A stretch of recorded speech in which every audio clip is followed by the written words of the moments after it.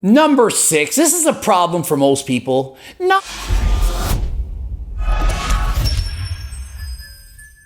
Coach Greg, and today we're going over the top 10 reasons why you don't look like you lift. You've been in the gym, you're lifting the weights, but you don't look like you lift. So it goes without saying, you have to be working out. If you're not lifting weights, we'll start with that. Number 1, you're doing too much cardio, especially if it's high impact cardio like running, or if you're doing HIIT cardio, it makes it extra difficult for the body to repair and build muscle. You can't recover optimally from both lifting weights and doing cardio, so if you're doing both, expect to make less gains than last time. Number 2, you're following a bulk and cut routine, or shall we say, a bulk and starve routine. You're either way overeating or way undereating to make up for it. All too often, I see people eating 4,000 or 5,000 calories a day, and then they follow that up with 1,500 or 2,000 calorie starvation diets. Yeah, you might be building more muscle while you're bulking, but guess what happens when you're cutting? You're losing that muscle. How do you expect to put on all that muscle and keep it if you're either overeating or undereating? Why not eat at maintenance or slightly beyond that and build muscle all the time rather than building muscle for a little bit and then starving it off in the aftermath?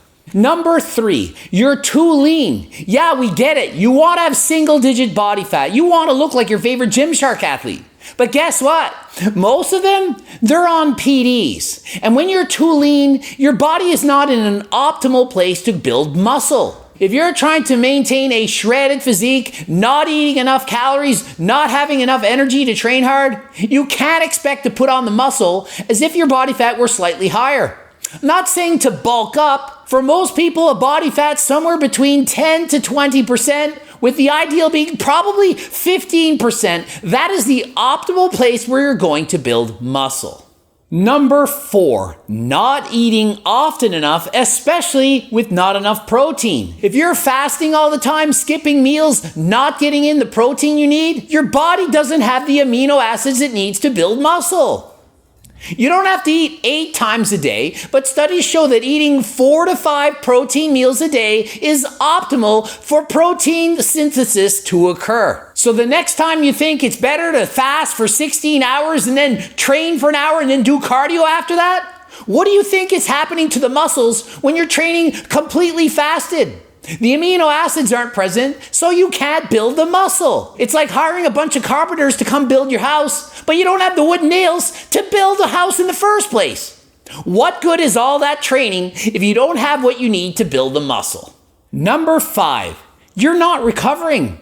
You go to bed late, you're partying harder than last time, you're not sleeping, you're overworked at your job. You might be lobster fishing, sleeping 3 hours a night while on the swim team and trying to train. It just doesn't work. You need to recover to repair the muscle. If you're not sleeping properly, make sure you go to bed on time or take a sleep aid. Take something to get the quality sleep that you need. Number 6, this is a problem for most people. Not training harder than last time. You're going into the gym, you're going through the motions, you're training like a pussy. You're stopping 5 to 10 reps from failure. You think, oh, I'm starting to feel a burn, I'm gonna stop now. Do you know how many clients I've trained in the gym personally myself and watched them? And I said, okay, go hard, go to near failure. And they stop and I said, was that a warm-up set? Literally, most people in the gym are training half-ass at best. So if you're not making progress, examine your training. Are you actually pushing it? Are you training harder than last time? And number 7, a lot less common, but maybe 5% are in this category. You're overtraining. You're actually training too hard. You're always sore, you're always pushing your limits. No one can hold you back. You don't take a day off even if you're sore or injured. You're still training. Those of you doing that, you need to train easier, to pull back the reins. Take a day off when needed. Maybe you need a deload. I remember when I was a teenager, I said, I'm gonna keep training hard. I'm doing 10 sets of 10 to failure on the bench every day. Go in the basement, 10 sets of 10 every day. Made no progress for a month straight. Wonder why? I never knew any better. I was a teenager. But as you get older and wiser, you learn. You can't just train like an animal every single day and expect to make progress. This often leads to you just giving up. That's what I did. I ended up just giving up. Stopped training for 4 months, just did bike riding, doing triathlons. Then later on, took it back, was weaker, and then progressive overloaded from there. I trained harder than last time, but not too hard. And I quickly got stronger and bigger than when I left off. So please incorporate smart, intelligent training in your programming. Number 8, not enough volume. You should be doing 10 to 20 sets per body part per week. Unless you're a complete beginner, 10 to 20 sets is what you need. And preferably, this should be done on 2 different training sessions per week. That way you're doing 5 to 10 sets per muscle group twice a week. If you're training really hard to failure all the time, most likely closer to 5. And if you're not training as hard, closer to 10 twice a week.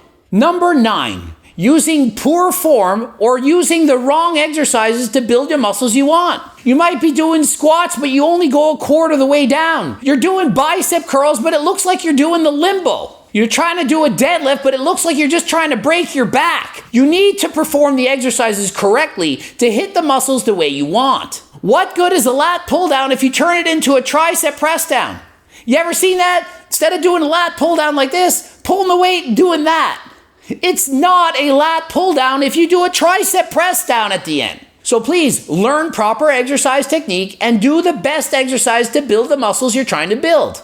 Number 10, genetics. If you're watching Coach Greg, you'd already know that. Because in my videos, I always say it's important to have amazing genetics. You chose the wrong parents, you're not going to build muscle. Also, are you comparing yourself to sponsored Gymshark athletes, superheroes, people who are on PDs? And you're saying, well, I don't look like that, so I don't look like I lift. In the real world, most people don't look like specimens. They don't have 20-inch arms and they're not bench pressing 350 pounds. So before you think you don't look like you lift, actually consider what most people look like when they lift.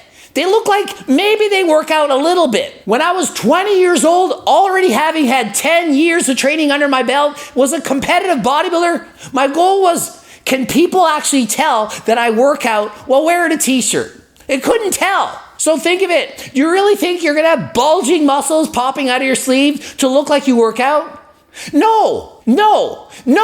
Have realistic goals and realistic expectations and understand that just because you lift, even if it's been 5 or 10 years, you're not going to look like some specimen or some freak unless you have amazing genetics. Hopefully that helps, and if you're missing one of the things in the top 10, then change that item and hopefully you'll get the results that you want. Ending it here. GregDoucette.com for coaching. Greg Doucette IB Pro. Watch one of the bloops. Pick one of those. Don't forget to buy the friggin' cookbook, the training book. Hire me and my team for coaching plans. And until next time, I am out. Hopefully that helps. Hopefully that helps if you're missing one of the 10. Hopefully that helps.